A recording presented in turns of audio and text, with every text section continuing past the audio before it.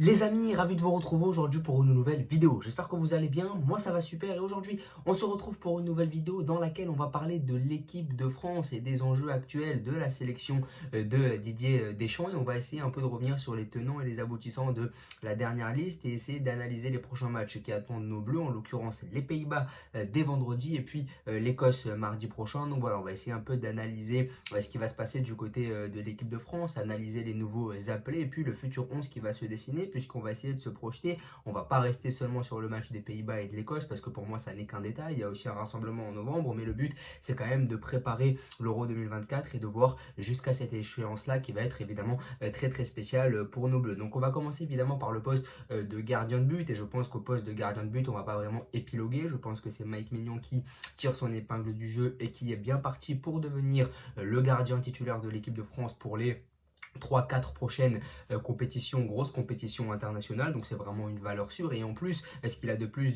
par rapport à Hugo Lloris, c'est qu'il est très très bon sur les séances de tir au but et on sait que les séances de tir au but nous ont fait cruellement défaut, que ce soit voilà lors de la dernière Coupe du Monde, si on peut même remonter à la Coupe du Monde 2006, on peut même aller sur le terrain de nos féminines qui se sont fait éliminer au tir au but lors de la dernière Coupe du Monde. Donc c'est vrai que dans les séances de tir au but, on n'a jamais été vraiment performant puisqu'on ne forme pas vraiment nos gardiens à arrêter des pénaltys, que ce soit Hugo Lloris ou encore Fabien Barthez. Ils ont toujours été assez mauvais sur les séances de tir au but et Mike Maignan t'apporte un peu ce plus là, même si je ne pense pas que sur sa ligne Mike Maignan soit fondamentalement un meilleur gardien que Hugo Lloris. Je pense que ça se vaut, mais c'est vrai qu'il a ce plus là d'être très performant sur les tirs au but et sur les pénaltys notamment, d'autant plus que Mike Maignan a encaissé que 2 buts depuis qu'il garde les cages de l'équipe de France, à savoir contre l'Allemagne lors du dernier match amical. Donc forcément il est très très performant depuis qu'il a été intronisé numéro 1. Maintenant, au poste d'arrière droit. Et là, c'est vrai qu'au poste d'arrière droit, le chantier est absolument énorme. Je pense que c'est évidemment en tant que Français, notre plus grosse faiblesse, c'est ce poste d'arrière droit. On a toujours peur de ce poste-là parce que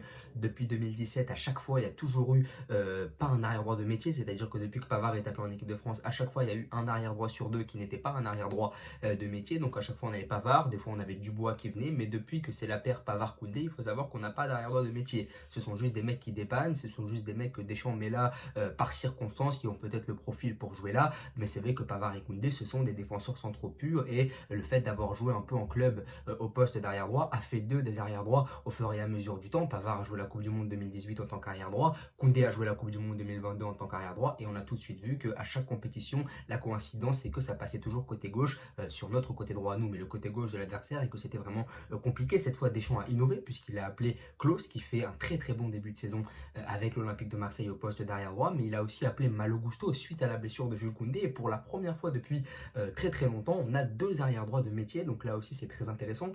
Même si évidemment c'est par circonstance, il y a la blessure de Koundé, il y a le fait que Pavard ne joue plus du tout au poste de défenseur droit puisque à l'Inter Milan il joue maintenant dans une défense à 3 axe droit, ce qui est pour moi son poste privilégié. Je pense que Pavard Prime c'est lorsqu'il joue dans une défense à 3 axe droit, donc là il peut vraiment être très très performant et exploiter tout son potentiel. Mais voilà, on a Klose, on a Gusto, ça va se jouer entre les deux. Je pense que Gusto est encore un peu tendre, d'autant plus qu'il est encore remplaçant à Chelsea, qu'il commence à s'adapter à la vie anglaise, donc c'est un peu compliqué. Et puis Jonathan Klose, je pense vraiment qu'il peut être titulaire lors du prochain Euro parce que il s'est très très bien adapté à la défense à 4 du côté de l'Olympique de Marseille. C'était la crainte qu'on avait le concernant. On ne savait pas si Klose allait pouvoir s'adapter finalement à ce poste derrière droit qui est très compliqué à assimiler lorsqu'on a été formé et lorsqu'on a joué pendant plusieurs années au poste de piston. Donc c'est vrai que c'était un peu l'incertitude et finalement il est très très bon. C'est un des hommes forts du début de saison de l'Olympique de Marseille, même si le début de saison de l'Olympique de Marseille est un peu compliqué, mais en tout cas lui il se dégage vraiment dans ce marasme olympien et il est très très performant, ce qui vaut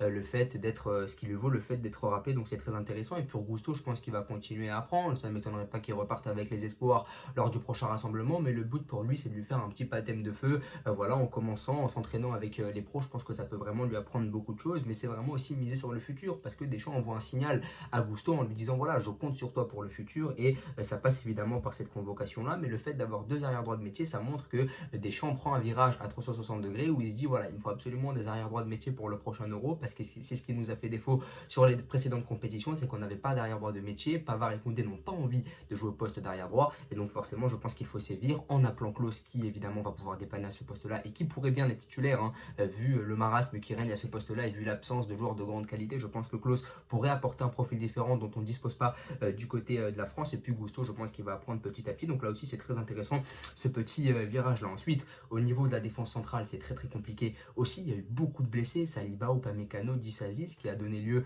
à la première convocation de Castello Luqueba notamment. Donc ça me fait très plaisir. Ça montre évidemment qu'on a un vivier qui est très intéressant. Et puis Konaté et Hernandez devraient être titulaires. Lucas Hernandez devrait être titulaire au poste de défenseur central. Ça me paraît logique. Si tu procèdes par élimination, Konaté c'est un titulaire en puissance. Il est régulier à Liverpool, donc c'est très intéressant. Et puis Lucas Hernandez, même si depuis le début de la saison il joue au poste d'arrière gauche au PSG, ça reste un défenseur central dans l'âme. Mais ça ne m'étonnerait pas non plus que lui aussi préfère jouer dans l'axe. Je ne sais pas pourquoi, ils ont tous un faible pour l'axe, ils n'aiment pas les côtés. Mais en tout cas, c'est vrai que Lucas Hernandez, je le trouve quand même beaucoup plus performant au poste de défenseur central. Et ça apporte quand même cette mobilité, cette vitesse, cette agressivité de Lucas Hernandez à côté de la solidité et voilà un peu plus j'ai envie de dire, voilà, un mec un peu plus solide avec Ibrahima Konaté qui reste un peu solide sur ses appuis. Donc ça apporte vraiment une certaine complémentarité. Je trouve que c'est une charnière qui peut très bien fonctionner en l'absence évidemment de Saliba, d'Upamecano qui pourrait évidemment jouer les troubles faits à leur retour. Mais il y a beaucoup de concurrence au poste de défenseur central. Autant au poste d'arrière droit, c'est vraiment notre plus grande faiblesse. Autant au poste de défenseur central, on n'a pas du tout à s'inquiéter parce qu'on a énormément de défenseurs et ça devient un casse-tête. Et ça n'est pas étonnant que certains aient été invités justement à jouer arrière droit pour éviter de ne pas convoquer des joueurs de grande qualité parce que finalement Koundé et Pavard dans l'axe ils n'ont pas vraiment leur place et c'est pour ça qu'ils ont été décalés sur le côté. Maintenant on va parler du côté gauche. Le côté gauche on va pas vraiment épiloguer. Je pense que celui qui va s'imposer sur les 5-6 prochaines années à ce poste là c'est Théo Hernandez. Il a été très bon lors de la Coupe du Monde, même si sa finale a été un peu calamiteuse, mais sur la Coupe du Monde il a été très bon. Là aussi il est très offensif. La seule chose qui m'inquiète c'est que Théo Hernandez et Jonathan Klaus ça fait quand même des profils très offensifs. Est-ce que défensivement on va pas en pâtir? Je ne sais pas parce que ce qui était positif avec le fait d'avoir des défenseurs centraux sur le côté droit, c'était que finalement, eh bien, tu avais un peu d'équilibre. C'est que tu avais un arrière gauche qui était très offensif et un arrière droit qui l'était un peu moins. Donc ça apportait un peu de complémentarité. Là, tu n'as vraiment que des fusées sur les côtés. Est-ce que finalement, ça ne va pas laisser des trous derrière? C'est la question que je me pose évidemment. Mais voilà, on ne va pas se plaindre d'avoir Théo Hernandez et Jonathan Klaus sur les côtés. Je pense que c'est très intéressant. Maintenant, au poste de milieu de terrain, je pense que là, au poste de milieu de terrain, on a quand même un peu plus de stabilité. On a quand même un peu moins de débat à faire. C'est comme pour le poste de gardien. Je pense que pour l'Euro, on va repartir avec Tchouaméni, Rabiot, Griezmann. Ça a très bien fonctionné lors de la Coupe du Monde. Pourtant, certains étaient très sceptiques. Et moi, le premier, je me demandais si Tchouaméni et Rabiot pouvaient vraiment remplacer Pogba et Kanté. Ils l'ont fait, ils ne sont pas meilleurs, mais ils l'ont très bien fait. Et puis Griezmann, dans ce rôle de numéro 8, je m'interrogeais aussi, je me demandais s'il pouvait reculer comme ça, s'il accepterait de faire plus de boulot défensif. Et puis on s'est vite rendu compte que Griezmann, pour la nation, il donnerait tout. Et ce milieu à 3 a très bien fonctionné. Et je trouve d'ailleurs qu'on l'a un peu sous-coté parce qu'on n'en a pas beaucoup parlé. Mais ce milieu de terrain a été énorme et la tâche était vraiment difficile. C'était de remplacer Pogba, Kanté qui étaient vraiment les poumons et les éléments indiscutables de cette équipe. Finalement, Pogba et Kanté, à mon avis, ne reviendront plus en sélection et c'est très intéressant. D'autant plus que tu as Kamavinga sur le banc qui peut également jouer les troubles faits. Pourquoi pas prendre la place de Rabiot d'ici 1 ou 2 ans. Pourquoi pas aussi prendre la place de Griezmann dans quelques temps. Donc c'est quand même très intéressant. Au Real, il alterne souvent aussi avec Tchouaméni. Donc c'est un milieu très complet qui peut remplacer les 3 du milieu. Donc on a vraiment une rotation à 4 qui est très intéressante. Je pense que Boubacar Kamara ou encore Youssouf Fofana partent quand même avec voilà, des étapes en moins et je pense qu'ils sont quand même bien en dessous dans la hiérarchie de Deschamps et ils viennent juste pour composer et finaliser la liste. Mais en tout cas ce milieu un peu à 4 où il y a pas mal de rotation, un milieu qui a très bien fonctionné durant la Coupe du Monde avec un homme fort qui est Antoine Griezmann, la légende de l'équipe de France, Rabiot qui est quand même là depuis des années maintenant il faut le dire et qui s'est vraiment installé en patron, un peu sous-côté, on n'en parle pas beaucoup, et Tchouaméni qui est vraiment le stabilisateur de ce milieu de terrain et qui s'est parfaitement intégré dans le mitard de l'équipe de France. Et bien c'est très intéressant, ça fait vraiment un mélange très homogène. Griezmann plutôt offensif, Rabiot un peu plus équilibriste mais haut et Tchouaméni équilibriste mais un peu plus bas, donc c'est très intéressant aussi et je pense que ce milieu de terrain là est un des meilleurs en termes de sélection nationale parce qu'il y a vraiment une très bonne complémentarité. Et puis tu as Kamavinga, le soldat de service aussi en réserve qui fait toujours de très bonnes entrées. Donc pour le milieu de terrain, je ne m'inquiète pas du tout, même si je voudrais quand même que Youssouf Fofana ou Boubacar Kamara jouent un peu plus pour nous montrer de quoi ils sont capables, même si je pense qu'ils sont quand même un étage en dessous de ceux que j'ai cités auparavant. Maintenant, on va parler des attaquants. Et au niveau des attaquants, pour moi, il n'y en a qu'un seul qui est indiscutable, c'est Mbappé. Le reste, je pense que on peut discuter en attaque de pointe, notamment Giroud, Kolo Muani. Le choix que va devoir faire Deschamps, c'est est-ce que je continue à miser sur l'expérience de Giroud ou est-ce que je lance le petit jeune qui a fait une très bonne Coupe du Monde avec Randal Kolo Muani. Maintenant, les débuts de Randal Kolo Muani au PSG sont assez compliqués. Donc, est-ce que je le lance tout de suite ou est-ce que je garde pas Giroud qui reste tout aussi performant du côté du Milan? Surtout que c'est des profils différents. Giroud, c'est un pivot. Giroud, c'est un attaquant de surface. Kolo Muani, il va un peu plus prendre la profondeur, il va un peu plus combiner dans les petits espaces. Donc là aussi, c'est une différence de profil que Didier Deschamps devra prendre en considération. Et puis sur le côté droit, il y a l'éternel débat. Est-ce que je mets Coman? Est-ce que je mets Dembélé? Ça fait des années que ça dure.